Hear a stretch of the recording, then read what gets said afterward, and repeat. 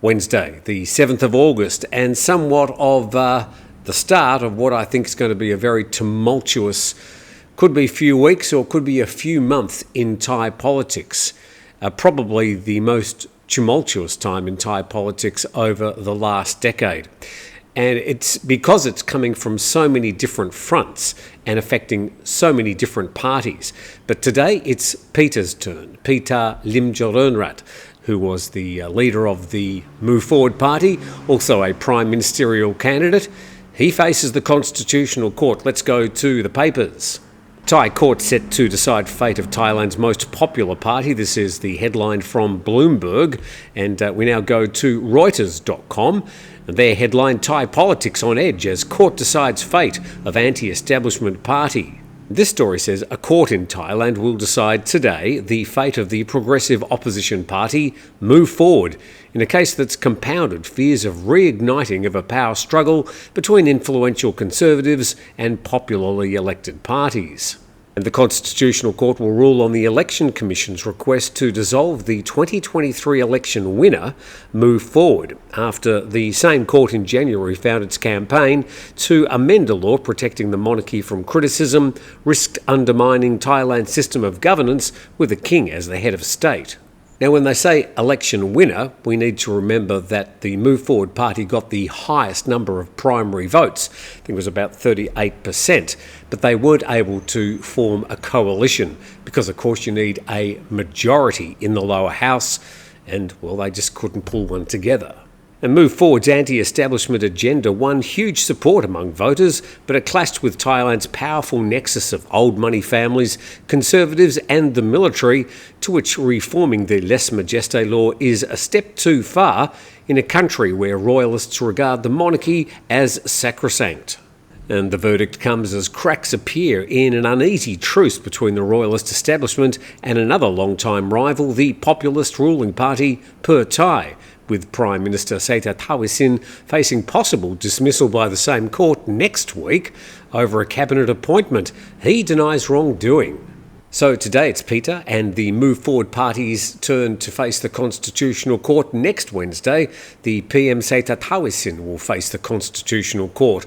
So by the end of the next week, you could have the whole opposition removed and the Prime Minister removed. Another perspective of this from the Khalsod English Facebook page, and a Move Forward MP from the Chachoengsao province said yesterday that some Move Forward Party MPs have been offered 20 to 30 million baht to defect to another political party if the party were to be dissolved. Well, that'll be today. He added that the party had discussed the matter with at least two MPs who were approached, and this may have to do with a possible vote for a new PM if PM Srettha is removed from power on August the 14th by the Charter Court. That's the Constitutional Court. Well, the lever is already being pulled to perhaps organise for a new PM. Gives you the impression that maybe everything's been pre-organised. But that from the Khalsod English Facebook page. We now go to sport, and overnight the very controversial female boxing was sorted out at the Olympics, and Thailand's Janjem Suwarnapeng lost to Algeria's Imane Khelif 0-5 in their women's 66kg semi-final boxing match at the 2024 Summer Olympics. But good news for the young Thai boxer, she receives a bronze medal along with 4.8 million baht from the Thai National Sports Development Fund if it's accepted in instalments. Let's go to some more local coverage, and the Bangkok Post said that the Algerian Khelif wins women's semi-final amid gender dispute, and Khelif, a silver medalist at the 2022 Worlds, and Taiwanese boxer Lin Yuting have been in the spotlight at the Olympics as part of a storm that's dominated headlines and been the subject of much discussion on social media platforms, including the TNT comment section.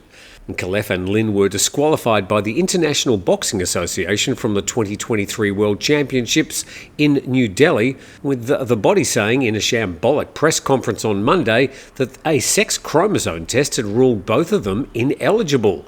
And Khalef and Lin are competing in the Olympics after the International Olympic Committee stripped the IBA of its status as the sports governing body in 2023 and took control of organising the boxing in Paris.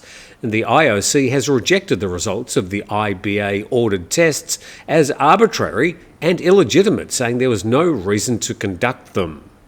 And the Bangkok Post story continues. Both boxers touched gloves in a sign of respect after the fight, and when Khalif was announced as winner, a deafening roar erupted from the fans in attendance. Well, I imagine that medals are fairly rare for Algerian competitors, but one thing's for sure, that controversy will continue.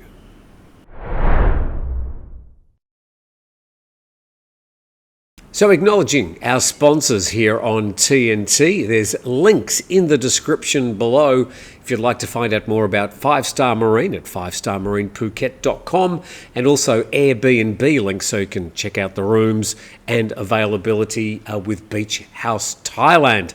As we venture to Soi 6, always colourful and plenty happening there, maybe they should hold the boxing in Soi 6 in the future. And Pattaya Mail reporting, this is from a couple of days ago, just haven't had time to get to it.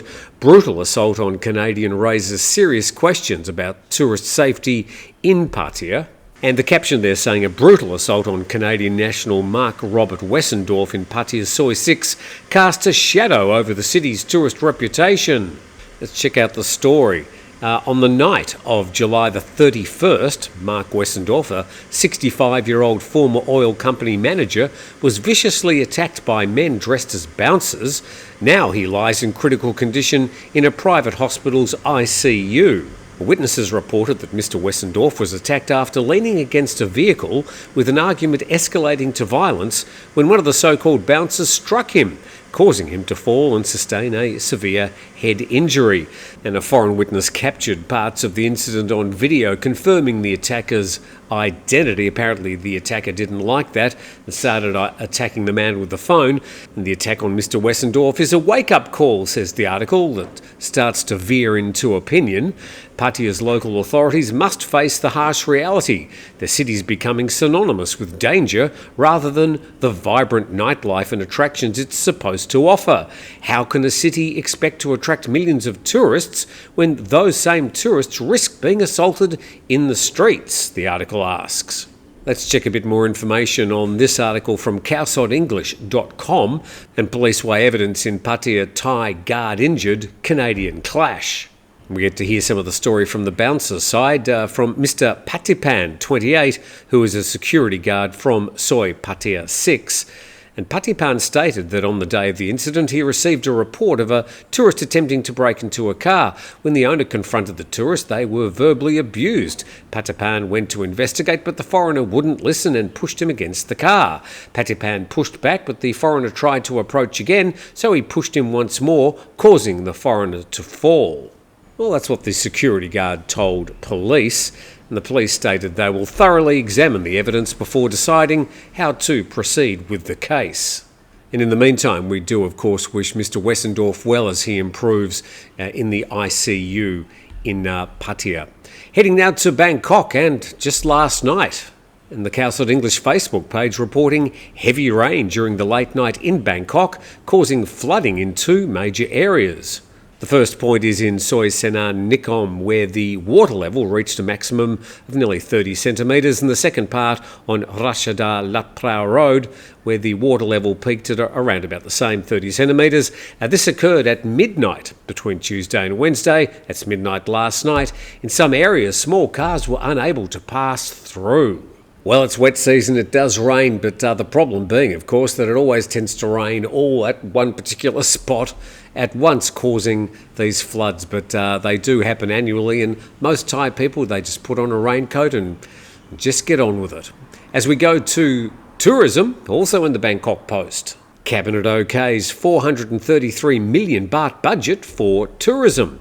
The Cabinet's approved a budget of 433 million baht for the Ministry of Tourism and Sports to promote tourism during the low season. And the Tourism Minister said the 2 stimulus schemes are expected to generate 17 billion baht and will be presented under the theme, The Charm of Thai. Maybe part of the campaign could be the charm of Soy 6. And for the first project, the TAT will collaborate with 9 online travel agents. And the second project will focus on festivals and events in September, highlighting sports, arts, music and culture. Campaigns to boost spending in major and second-tier cities will be supported as needed, including things like the Chiang Mai Art and Music Festival, art installations and performances in Nakhon Si Thammarat, the River of Time event in Kanchanaburi, and the Chonburi International Music Festival in the rain. Well, the biggest problem for that last event, I suppose, would be if it doesn't rain. So let's hope they have plenty of rain for that particular event. Now, which leaves us in a situation where at this stage, when I recorded the program, we don't know the fate of Pita and the Move Forward Party. But as I said, we will do a TNT extra as soon as we find out. In the meantime, thanks for watching today. Please subscribe to the channel, and we'll see you tomorrow.